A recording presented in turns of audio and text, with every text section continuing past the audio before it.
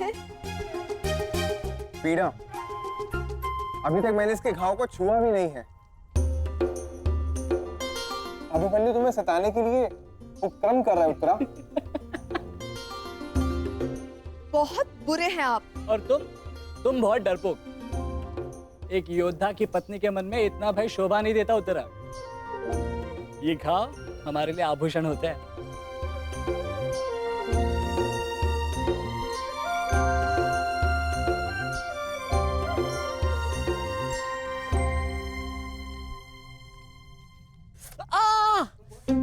क्यों सताते हो तुम उसे? अब क्या करूं माता, वो तो आजकल हर बात पर क्रोधित हो जाती है। और अब आप भी मुझे डांट रही हो। तुम्हें अधिक चोट तो नहीं आई ना पुत्र? नहीं पिताश्री, बल्कि बहुत कुछ सीखने को मिला। सच में अंगराज कर्ण एक महान योद्धा है। उन्हें आपके अतिरिक्त और कोई टक्कर नहीं दे सकता। हाँ पुत्र,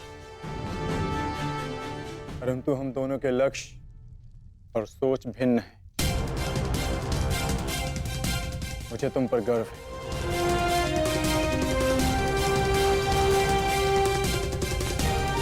गर्व तो होना ही चाहिए। आज अभिमन्यु ने दुर्योधन को उचित उत्तर दिया।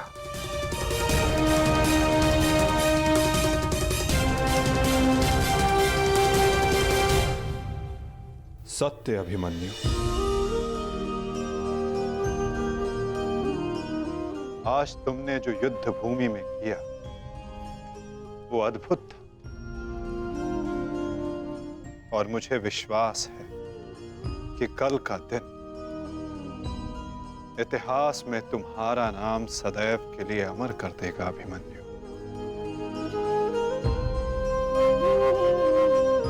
इतिहास से पूर्व मेरे पुत्र ने अपनी छवि मेरे मन में अमर कर दी है। 14 वर्षों के पश्चात आज पहली बार मन को एक शीतलता पहुंची कि मेरे पुत्र ने मेरे साथ हुए अपमान और अत्याचार का भान उस दुर्योधन को करवाया। मेरी आत्मा को जैसे एक वस्त्र का संबल मिल गया। इसके लिए मैं सदैव के लिए अभिमन्यु की ऋणी रहूं। जीवन तो पल पल में है सखी, जिस पल को जी लो वही जीवन होता है। आज तुम प्रसन्न हो, जी लो सखी, आज का दिन जी लो। कल का दिन तो अभिमन्यु के जीवन का अंतिम दिन होना चाहिए। और स्मरण रहे, सरल मृत्यु नहीं देनी है उसे। मृत्यु आने की पीड़ा का आभास कराना है। और जब तक वो भूमि पर रेंगता हुआ दया की भीख ना मांगे, मृत्यु नहीं आनी चाहिए उसे। वो मृत्यु मांगेगा और मैं हर पल उसे मृत्यु और जीवन के बीच में झुलाऊंगा मैं उसे। असंभव युवराज, जब तक युद्ध भूमि में पांडव उपस्थित हैं तब तक अभिमन्यु तक पहुंचना असंभव होगा। वैसे भी उन्हें ज्ञात होगा कि आज आपके साथ जो हुआ उसका प्रतिशोध आप अवश्य लेंगे। इसी कारण अभिमन्यु तक पहुंचना इतना सरल नहीं होगा।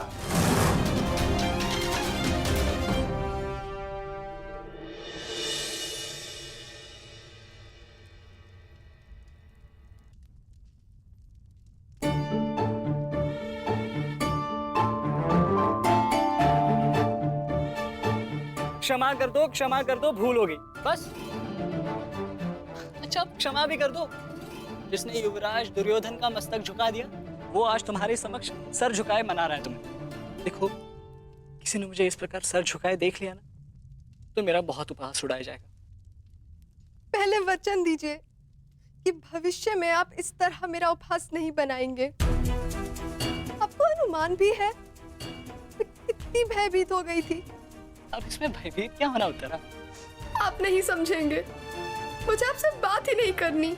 तो ठीक है, मत बात करना, परंतु कल यदि लौटा नहीं ना तो पछताना नहीं कि दोबारा ऐसे मत बोलना आर्य। भाई खो चुकी हूँ, पति नहीं खो सकती। क्षत्रिय हूँ, अपने अधिकार लेना जानती हूँ। आपको लौटना होगा, क्योंकि इस बार केवल मैं नहीं, आपकी होने वाली संतान भी आपकी प्रतीक्षा करेगी।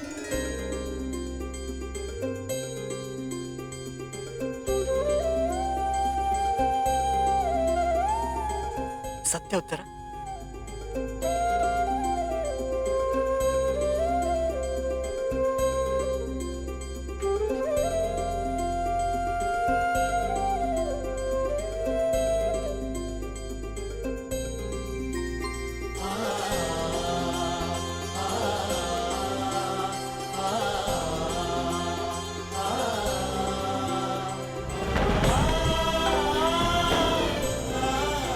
मैं तुम्हें वचन देता हूं उत्तरा, तुम और हमारी संतान सदा मुझ पर गर्वित रहेंगे। जानती हूँ आपकी संतान बहुत भाग्यशाली है, उसे अपने पिता की शौर्य गाथा सुनने को मिलेगी। गाथाएं विजय के साथ होती है उत्तरा, और विजय अभी शेष है। युद्ध शेष रहे या न रहे, उस अभिमन्यु के प्राण शेष नहीं रहने चाहिए आचार्य। आप सेनापति तीरगत के वीर नरेश शर्मा, मध्य नरेश शैल्य, अश्वत्थामा महाराज, इतने वीरों के होते हुए भी क्या एक बालक को बंदी बनाया नहीं जा सकता? तुम्हारे प्रतिशोध के लिए केवल कुशल योद्धाओं की नहीं, बल्कि एक उत्तम योजना की आवश्यकता है मेरे होने वाले सम्राट। हमारी सफलता एक उत्तम योजना में छिपी है।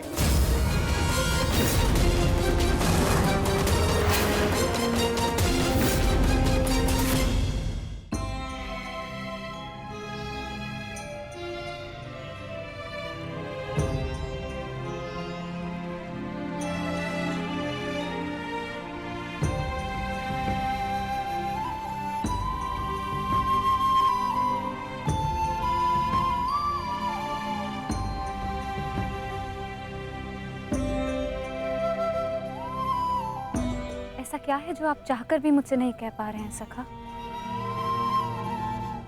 ये रात का अंधकार भी आपके मुख पर आए हुए भाव मुझसे नहीं छुपा सकता। रात्रि के बाद दिन आता है सखी, उसी प्रकार जीवन के पश्चात मृत्यु आती है। सुख के बाद दुख आता है, और यही सृष्टि का नियम है। हमें अपने जीवन में सबके लिए तत्पर रहना चाहिए सखी।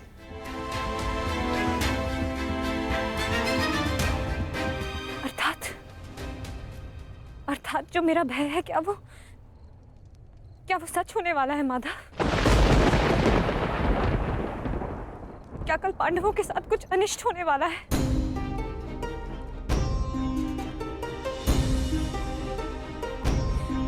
आप तो सब जानते हैं ना सखा। बताइए मुझे।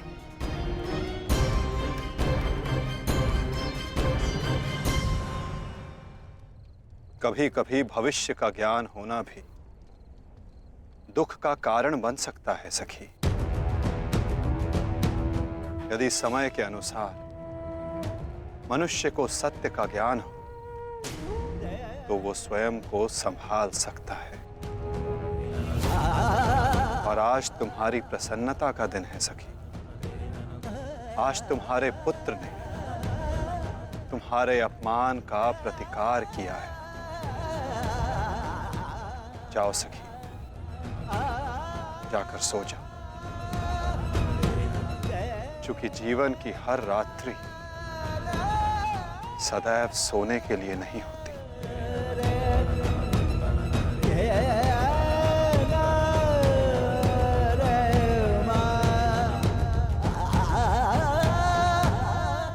मैं तब तक सो नहीं पाऊंगा जब तक मेरा प्रतिशोध पूर्ण न हो जाए आचार्य। प्रतिशोध की आग में कोई और भी जल रहा है। युवराज दुर्योधन,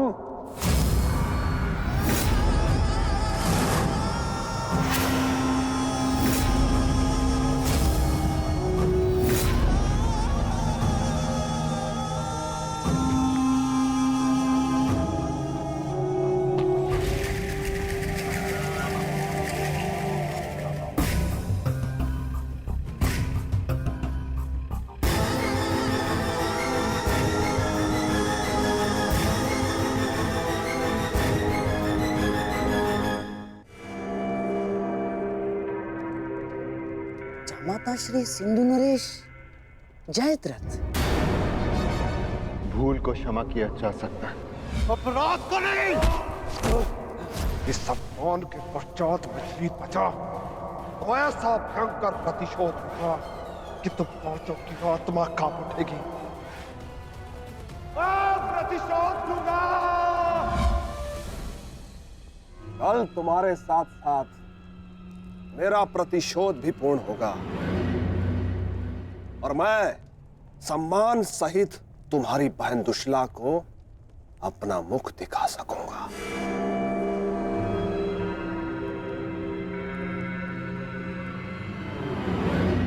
इतने समय आप कहाँ थे सिंधु नरेश?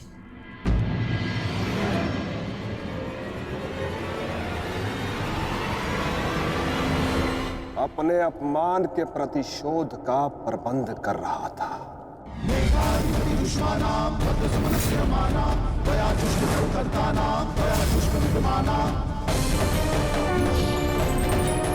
पुत्र जयद्रथ, मैं तुम्हारी तपस्या से प्रसन्न हूं। मांगो, क्या वर मांगते हो? महादेव, मुझे अपने प्रतिशोध का अवसर चाहिए। शपथ ली है मैंने, जब तक पांडवों के अपमान का प्रतिशोध नहीं लूंगा तब तक मुकुट धारण नहीं करूंगा। और वो दिन कल आएगा, कल आएगा वो दिन जब मैं पांडवों को ऐसी पीड़ा दूंगा कि वो जीवन भर नहीं भुला सकेंगे। महादेव का आशीर्वाद है मेरे साथ और मैं तुम्हारे साथ युवराज। तुम्हारी योजना और मेरा प्रतिशोध दोनों कल सफल होंगे।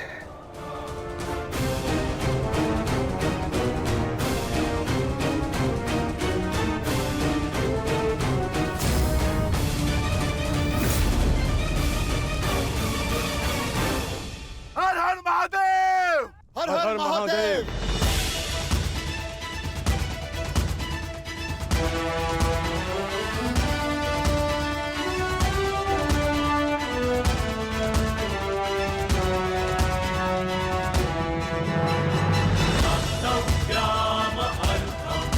सर्वोत्तम वनपुत्र, संसार के सभी योद्धाओं में तुम्हें सबसे अधिक कीर्ति प्राप्त हो।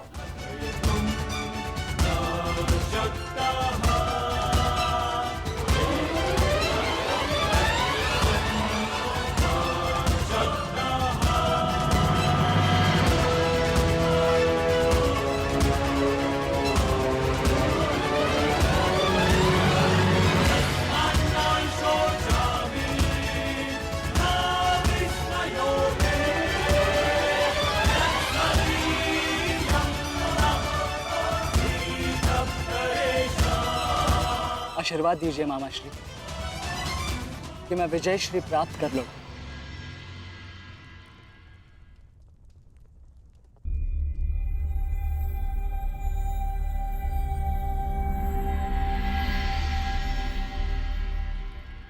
विजय तो कायरों को भी प्राप्त होती है पुत्र, परंतु कीर्ति और यश केवल शूरवीरों का मुकुट बनती है। मेरा आशीर्वाद तुम्हारे साथ है पुत्र। तुम युद्ध क्षेत्र में वो कीर्ति प्राप्त करो जो तुम्हें अमर बना दे।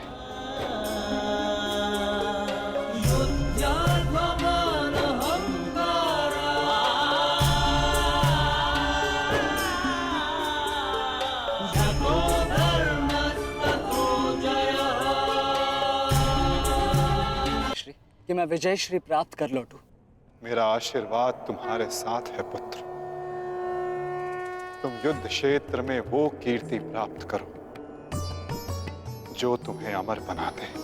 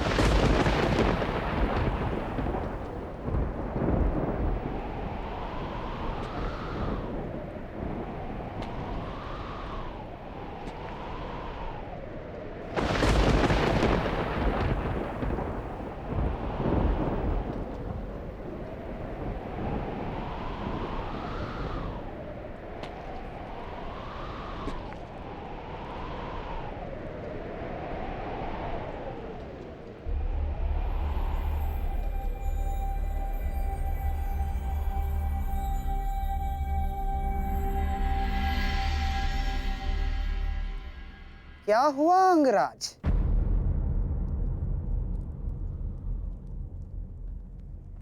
सूर्यदेव से आप ये प्रार्थना तो नहीं कर रहे हैं कि वो उदित ही ना हो? अर्जुन को दिया वचन आपको पूर्ण करना होगा अंगराज। सूर्यास्त का बहाना बनाकर कहीं आज भी शत्रु को जीवित छोड़ देने का मन तो नहीं बना लिया आपने?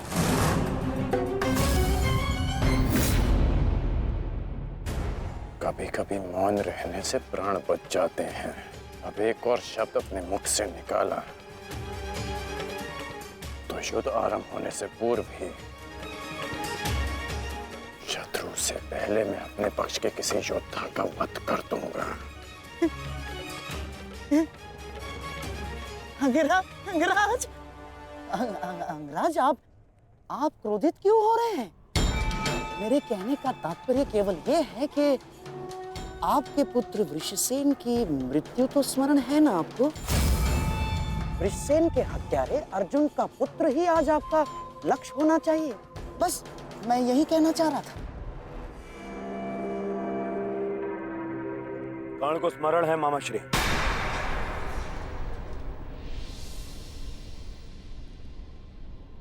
और मुझे भी।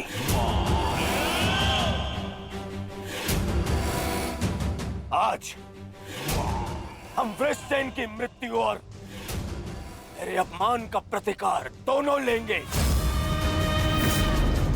मैं केवल इतना जानना चाहता हूं कि इस प्रतिकार से पूर्व उस कौटे अर्जुन को मार्ग से हटाने का क्या प्रबंध करना चाहिए? उसका प्रबंध मैं कर चुका हूं मेरे होने वाले सम्राट।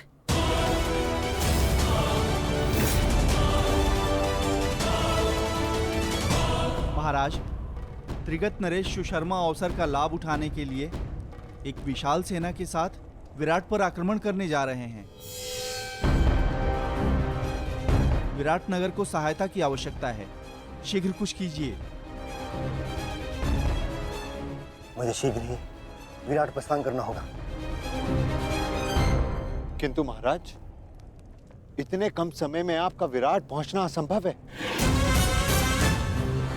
केवल वासुदेव में ही वो क्षमता है जो वायु गति से रथ चलाकर अर्जुन के साथ वहां पहुंचे। हमें आपकी सेना की आवश्यकता है और अर्जुन अकेला ही उन सब के लिए पर्याप्त है।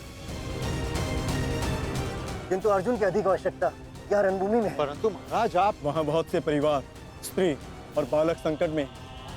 एक समय था जब विराट राज ने हमें अज्ञातवास में शरण दी थी।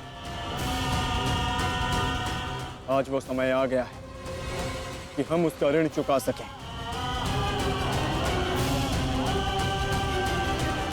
और फिर अभिमन्यु भी तो यहाँ है।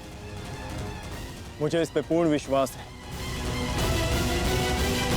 और मैं आपको विश्वास दिलाता हूँ पिताश्री कि युद्ध भूमि में आपकी कमी शत्रु को अनुभव नहीं होगी। जब आप सुशर्मा का नाश करेंगे तो आपके पुत्र की शौर्य की कीर्ति आपका स्वागत करेगी। चलिए माता, विराट की ओर प्रस्थान करें। जैसी रथी की इच्छा और जैसी महारथी की आकांक्षा।